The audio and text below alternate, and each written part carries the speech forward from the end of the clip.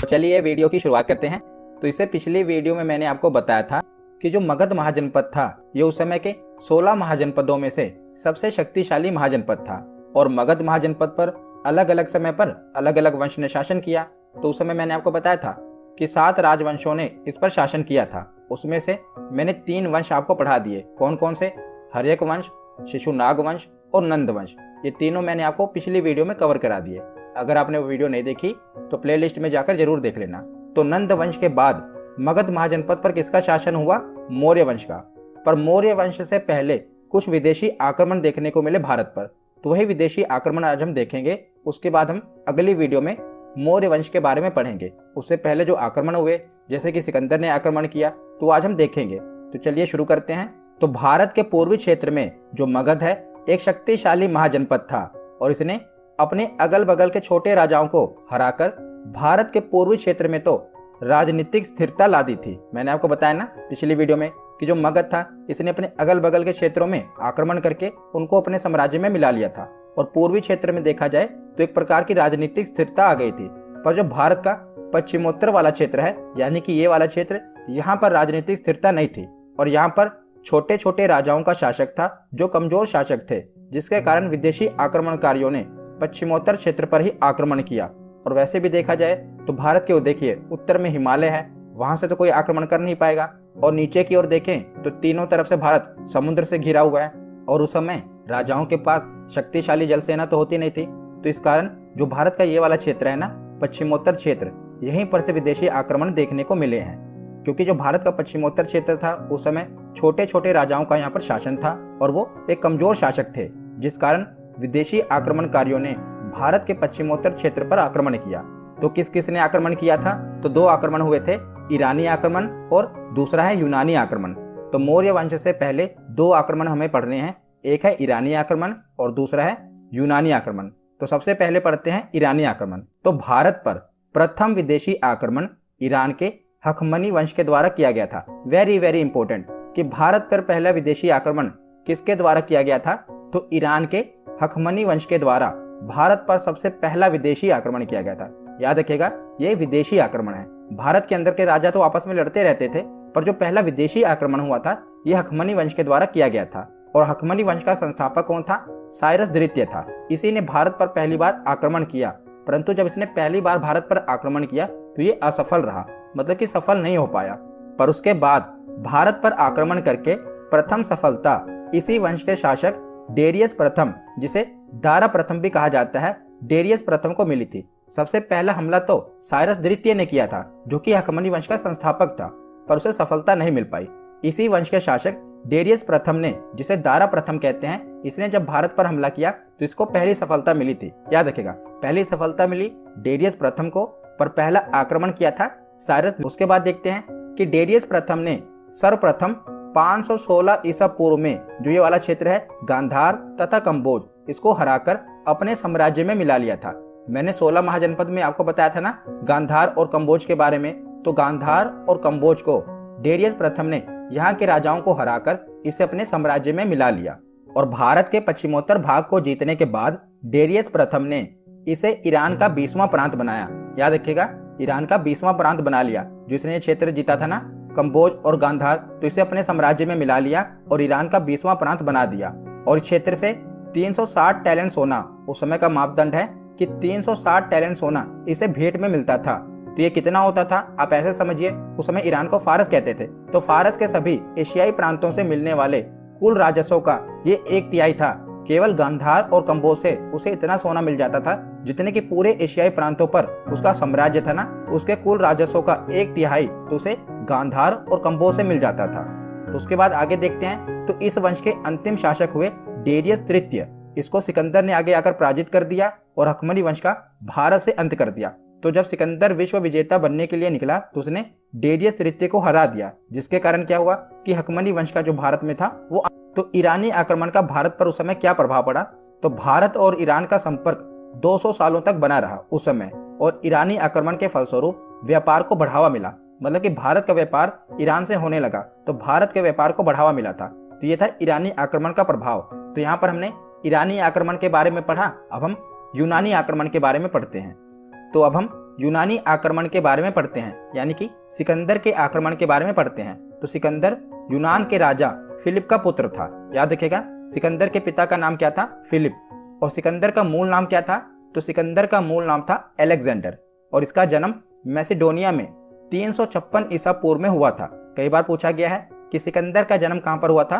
तो मैसिडोनिया में हुआ था 356 ईसा पूर्व। और पिता की मृत्यु के पश्चात लगभग 20 वर्ष की आयु में सिकंदर को राजगद्दी पर बैठाया गया था। और सिकंदर के गुरु का क्या नाम था? तो सिकंदर के गुरु का नाम था अरस्तु, जिसे एरिस्टोटल कहते हैं। और सिकंदर की 3 पत्नियां थीं, पर इसकी सबसे प्रिय पत्नी थी रोक्साना। क्या नाम था? रोक्साना।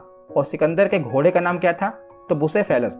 ये मैंने आपको सिकंदर के बारे में बताया, जो कि 1 लाइनर एग्जाम में पूछ लिया जाता है कि बताइए सिकंदर के गुरु का नाम क्या था, सिकंदर के घोड़े का नाम क्या था। तो ये आपको याद होना चाहिए। तो उसके बाद आगे देखते हैं कि सिकंदर ने जब भारत के पश्चिमोत्तर भाग से आक्रमण शुरू किया तो सबसे पहले तक्षशिला के राजा अंबिक ने सिकंदर की अधीनता स्वीकार कर ली। तो जो तक्षशिला का राजा था उस समय अंबिक, वो बहुत ही डरपोक राजा था। उसने क्या किया कि युद्ध से बचने के लिए सिकंदर की अधीनता स्वीकार कर ली। मतलब कि उसने सिकंदर से युद्ध ही नहीं किया, उसकी अधीनता स्वीकार कर ली। और सिकंदर को उसने यहाँ तक की मदद भी की कि भारत पर कैसे आक्रमण करना है, उसके लिए उसने सिकंदर की मदद की। तो उसके बाद सिकंदर आगे बढ़ा और उसने पंजाब, जो कि उस समय झेलम तथा चिनाब 2 नदियों के बीच का क्षेत्र था, और वहां के राजा थे पोरस, तो उसने पोरस पर आक्रमण किया। इनका क्षेत्र कहां पर था? तो झेलम और चिनाब नदी के बीच का क्षेत्र था, पोरस का वहां पर राज्य था।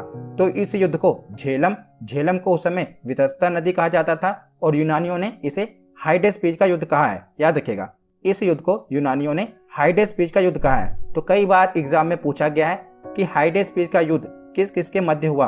तो पोरस और सिकंदर के मध्य हाइडेस्पीज का युद्ध हुआ। किस नदी के किनारे? झेलम नदी के किनारे। याद रखिएगा। तो उसके बाद देखते हैं, तो राजा पोरस ने सिकंदर के अपने राज्य पर आक्रमण करने पर उसका कड़ा प्रतिरोध किया। इन्होंने अंबिक की तरह उसकी अधीनता नहीं स्वीकारी, बल्कि इन्होंने कड़ा प्रतिरोध किया। और सिकंदर पोरस की बहादुरी से अत्यधिक प्रभावित हुआ तथा उसका राज्य वापस कर दिया। तो क्या हुआ? पोरस ने बहुत ही बहादुरी से सिकंदर की सेना का आक्रमण किया। पर बाद में क्या हुआ? तो जब सिकंदर के सैनिकों ने पोरस को बंदी बना लिया और पोरस को सिकंदर के आगे लेकर गए, तो सिकंदर ने पोरस से पूछा था कि बताओ मैं इस समय तुम्हारे साथ क्या करूं? तो पोरस ने उत्तर दिया था कि वही जो इस समय एक राजा को दूसरे राजा के साथ करना चाहिए। तो सिकंदर जो है वो पोरस की बहादुरी से बहुत ही प्रभावित हुआ, और उसने जो पोरस का राज्य लिया था ना, वो वापस कर दिया। पर सिकंदर ने पोरस से कहा कि तुम्हें इसके बदले में मेरी मदद करनी पड़ेगी आगे, क्योंकि आगे मगध बहुत ही बड़ा साम्राज्य था, उसे जीतने के लिए तुम्हें मेरी मदद करनी पड़ेगी। पर वैसे भी पोरस को उस समय बंदी बना लिया गया था, पोरस अपना साम्राज्य हार गए थे, तो उसने कहा कि तुम्हें मेरी मदद करनी पड़ेगी। तो उसके बाद सिकंदर के सैनिक आगे व्यास नदी की ओर बढ़े, और इसी के साथ साथ कहानी का दूसरा हिस्सा भी चल रहा था। मैंने पिछली वीडियो में आपको बताया था कि जब सिकंदर भारत पर आक्रमण करने वाला था, तब चाणक्य मगध गए थे सहायता के लिए, क्योंकि मगध उस समय सबसे शक्तिशाली महाजनपद था। पर जो मगध का राजा था धनानंद, वो बहुत ही क्रूर और अहंकारी राजा था। उसने चाणक्य का अपमान करके उन्हें मगध से बाहर निकलवा दिया था। तब चाणक्य शांत नहीं बैठे, उन्होंने अपनी चाणक्य नीति का फायदा उठाया, और उन्हें पता था कि जो यूनानी हैं ये बड़े ही अंधविश्वासी हैं, तो उन्होंने इसका फायदा उठाया और सिकंदर के सैनिकों में ये अफवाह फैला दी कि जो भारत है ये देवताओं की भूमि है, और जो भी इस व्यास नदी को पार करेगा उसकी मौत हो जाएगी। और चाणक्य रसायन विद्या में भी निपुण थे, तो उन्होंने क्या किया कि सैनिकों के भोजन में धीमा जहर मिलवा दिया, जिससे क्या हुआ कि जो सिकंदर के सैनिक थे धीरे धीरे करके कुछ दिन बाद, कोई 1 दिन बाद मर रहा है, कोई 2 दिन बाद मर रहा है, क्योंकि उन्होंने भोजन में धीमा जहर मिलवा दिया था। तो सिकंदर की सेना की धीरे धीरे मौत होने लगी। और इसी के साथ साथ उन्होंने सिकंदर की सेना में एक मनोवैज्ञानिक दबाव भी डाला कि जो मगध है उसके पास बहुत ही शक्तिशाली सेना है, और हजारों की संख्या में हाथी हैं जिनका सामना कोई नहीं कर सकता। और परिणाम स्वरूप क्या हुआ कि सिकंदर के सैनिकों ने व्यास नदी को पार करने से ही मना कर दिया। और सिकंदर ने खूब अपने सैनिकों को समझाया कि ऐसा कुछ नहीं है, पर उसके सैनिक नहीं माने और उन्होंने व्यास नदी को पार करने से मना कर दिया। सिकंदर ने अपनी सेना को नदी पार करने के लिए बहुत प्रेरित किया, पर उसकी सेना ने नदी पार करने से मना कर दिया, और अंततः क्या हुआ कि सिकंदर को वापस लौटना पड़ा। तो जो सिकंदर का थल सेनापति था, इसका नाम था सेलुकस निकेटर। नाम आप याद रखिएगा, कई बार एग्जाम में पूछा गया है कि सिकंदर के थल सेनापति का नाम क्या था? Seleucus Nicator. तथा इसके जल सेनापति का नाम क्या था? नियार्कस। इसके 2 सेनापति थे, थल सेनापति का नाम था सेलुकस निकेटर और जल सेनापति का नाम था नियार्कस।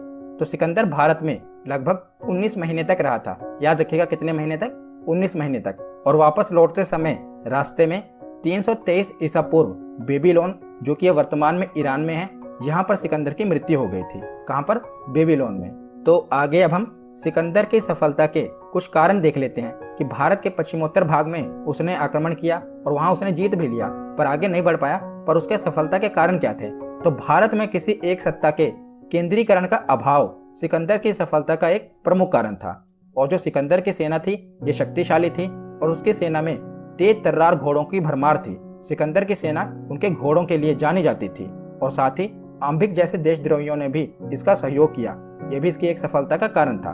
तो ये तो कुछ इसके सफलता के कारण हो गए। अब हम देखते हैं कि सिकंदर के आक्रमण से भारत पर क्या प्रभाव पड़ा।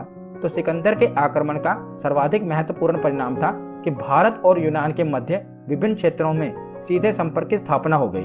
और सिकंदर के आक्रमण से पूर्व जो छोटे मोटे भारतीय राज्य आपस में संघर्षरत थे, उनमें पहली बार एकता के लक्षण दिखे। फलस्वरूप भारत में एकीकरण की प्रक्रिया को बल मिला और प्राचीन यूरोप को भारत के संपर्क में आने का अवसर मिला। उसके बाद है कि भारत में गांधार शैली का विकास भी यूनानी कला का ही परिणाम था और यूनानियों से मुद्रा निर्माण की कला भी उस समय भारतीयों ने सीखी थी। तो ये सिकंदर के आक्रमण से जो भारत पर प्रभाव हुए थे वो मैंने आपको बता दिए।